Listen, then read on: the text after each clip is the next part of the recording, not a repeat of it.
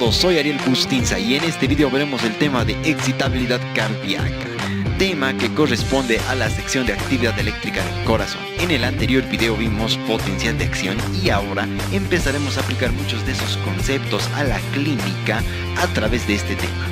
Este video va especialmente para esas personas siempre abiertas a aprender algo nuevo, porque en medicina nunca se termina de aprender. Así que empecemos. La excitabilidad, también denominada batmotropismo, es la capacidad de emitir una respuesta ante un estímulo. En el caso del corazón, la célula cardíaca ante un estímulo externo, usualmente de tipo eléctrico, produce un potencial de acción como respuesta. Este potencial puede ser de respuesta lenta o de respuesta rápida, dependiendo de qué célula cardíaca sea estimulada. Sin la capacidad de emitir una respuesta, por definición no hay excitabilidad. Entonces debemos entender cómo se origina el potencial de acción, porque de eso depende la excitabilidad. Como vimos en el anterior video, para alcanzar el potencial de acción es necesario abrir el canal responsable de la fase 0. Así que este canal es el responsable del origen del potencial de acción y por ende de la excitabilidad. En el potencial rápido, la fase 0 es principalmente producto de los canales de sodio rápidos, que son entonces los encargados de la excitabilidad. En tanto que en las células lentas, los canales de calcio lentos son los principales responsables. Habíamos visto que estos canales son sensibles al voltaje y se abren cuando se alcanza el potencial umbral, lo que significa que los estímulos externos deben ser eléctricos y deben positivizar el intracelular hasta el umbral, o al menos de alguna forma indirecta influir en el voltaje intracelular para que se alcance el umbral y se produzca un potencial. Esto significa que la excitabilidad depende de la generación de cambio de voltaje del potencial de membrana hasta el potencial umbral, porque si no alcanzamos el umbral no hay potencial de acción y por lo tanto no hay excitabilidad. Se sigue la ley del todo o nada. Sin alcanzar el umbral no hay potencial de acción, alcanzándolo sí hay potencial, no hay intermedios, o se produce potencial o no se produce. Entonces, el primer punto del que depende la excitabilidad es el potencial umbral. El segundo punto del que depende la excitabilidad es el potencial en reposo, porque mientras este sea más cercano o alejado del umbral, será más fácil o difícil alcanzar el umbral. Es así que la distancia entre el reposo y el umbral es indicativa del grado de excitabilidad. A mayor distancia, menor excitabilidad, porque se requieren estímulos más intensos para generar un potencial de acción, y a menor distancia, más excitabilidad, porque es más fácil generar un potencial de acción. Cuando algo reduce la excitabilidad, se dice que tiene un efecto batmotrópico negativo, y si la aumenta, batmotrópico positivo. Entonces, las modificaciones del potencial en reposo o del potencial umbral modifican la excitabilidad, por lo que debemos saber cómo se origina y modifica cada uno. El potencial umbral está determinado por la sensibilidad al voltaje del canal de la fase 0. Un aumento de la sensibilidad significa que el umbral desciende y por lo tanto al estar más cerca del reposo hay mayor excitabilidad. En tanto, una reducción de la sensibilidad significa que el umbral asciende y por lo tanto hay menor excitabilidad.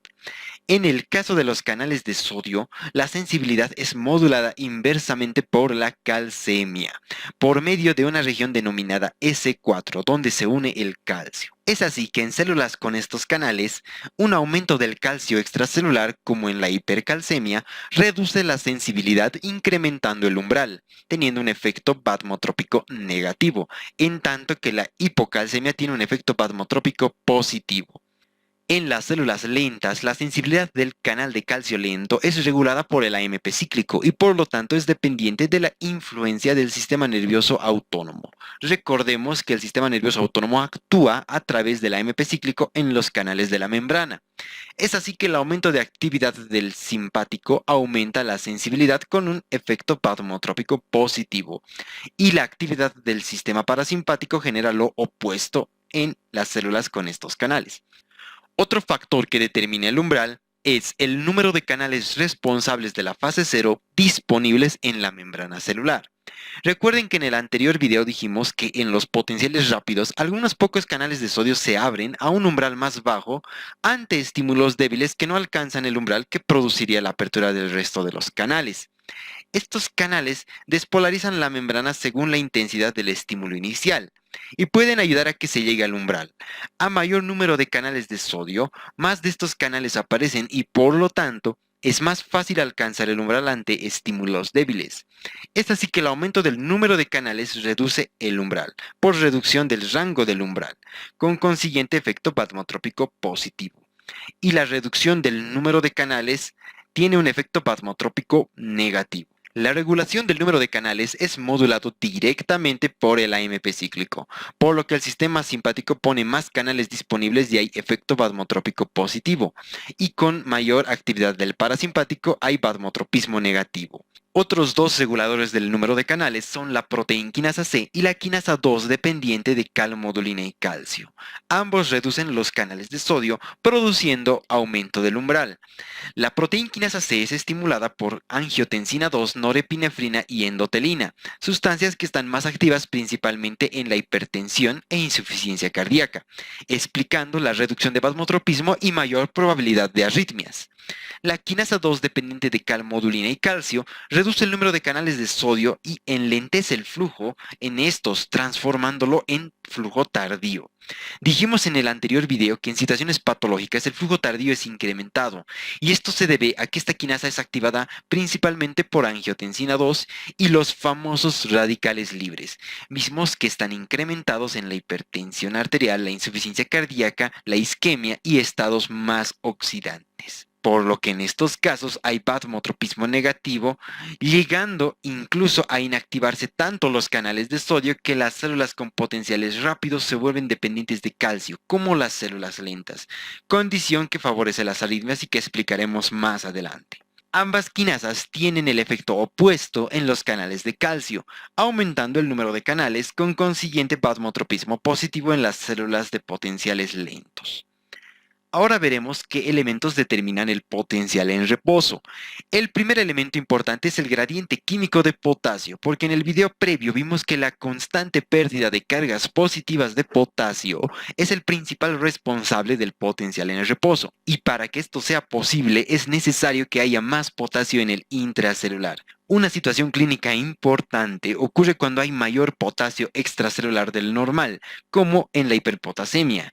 En este caso, el potasio sale menos intensamente del intracelular, acumulándose cargas positivas y generando así menos negatividad del potencial en reposo, por lo que este se eleva aproximándose al umbral, y por tanto hay más excitabilidad.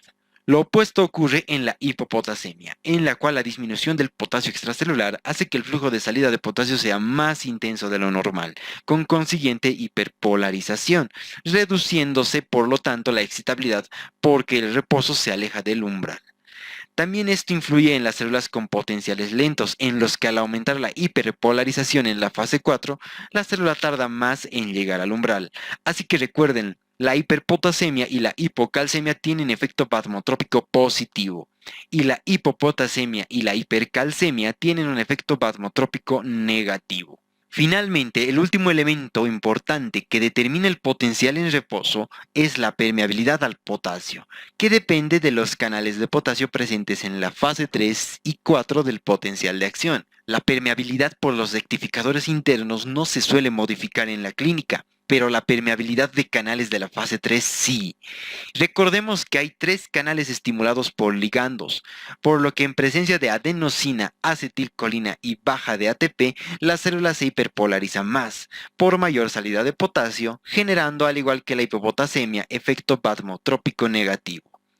En el caso de la adenosina, recordemos que es un antiarrítmico por este y otros mecanismos, dado que también reduce el nivel de AMP cíclico vía segundo mensajero y como veremos en el siguiente video, aumenta la refractariedad. En el caso de la acetilcolina, dado que es el neurotransmisor que utiliza el sistema parasimpático, significa que la mayor actividad del sistema parasimpático genera efecto plasmotrópico negativo también por este mecanismo.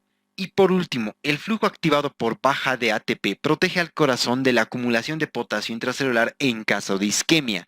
Recordemos que la isquemia reduce el ATP, lo que conlleva menor actividad de la bomba sodio-potasio ATPasa, que normalmente ingresa potasio a la célula. acumulándose el potasio en el extracelular, lo que de la misma forma que la hiperpotasemia lleva a la acumulación de potasio intracelular por reducción del flujo de salida.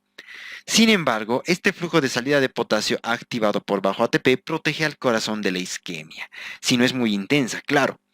Este canal y su efecto cardioprotector es inhibido por las sulfonilurias, incluyendo la glibenclamida. Por ello, los pacientes diabéticos que consumen glibenclamida tienen un corazón más vulnerable a los efectos de la isquemia. Un último fenómeno importante en la excitabilidad es que el canal de sodio rápido se inactiva de dos formas. La primera forma es la fisiológica o inactivación rápida, denominada así porque ocurre rápidamente y es producto de haber alcanzado el umbral con la consecuente apertura del canal como se ve aquí, y la inactivación ocurre al final de la fase 0 como vimos en el video anterior. Y otra forma es la inactivación lenta, por la presencia de un potencial de reposo más positivo de lo usual de forma prolongada. En este caso, el proceso de inactivación es lento y gradual, como su nombre lo indica.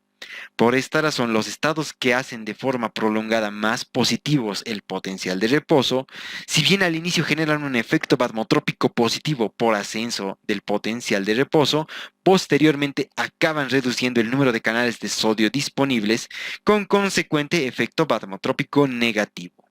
Lo peor es que si esto persiste, se inactivan todos los canales de sodio de la célula y la célula pasa a depender de los canales de calcio para poder generar un potencial de acción, que si se genera sigue la forma de los potenciales lentos.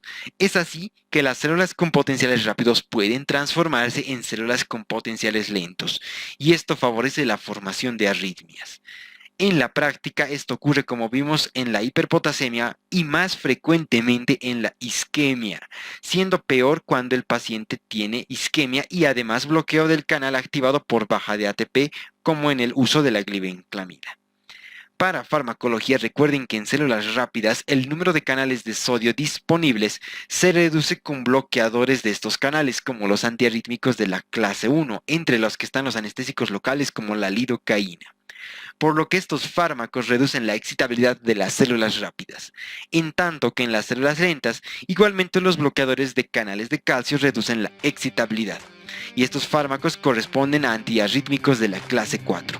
Y finalmente, no olviden que la mayor actividad del sistema simpático, como en el estrés y muchas otras situaciones, tiene efecto vasmotrópico positivo y que el parasimpático tiene efecto vasmotrópico negativo. Entonces, ahí tienen el esquema resumen para que le tomen screenshot. Muchas gracias por su atención, espero que les haya servido, que les haya aportado algo nuevo y si así fue, escríbanlo en los comentarios. Recuerden que pueden apoyar con su like, compartiendo, suscribiéndose al canal de YouTube Ariel Bustinza y siguiéndome a la página de Facebook Brainet. Eso sería todo y hasta pronto.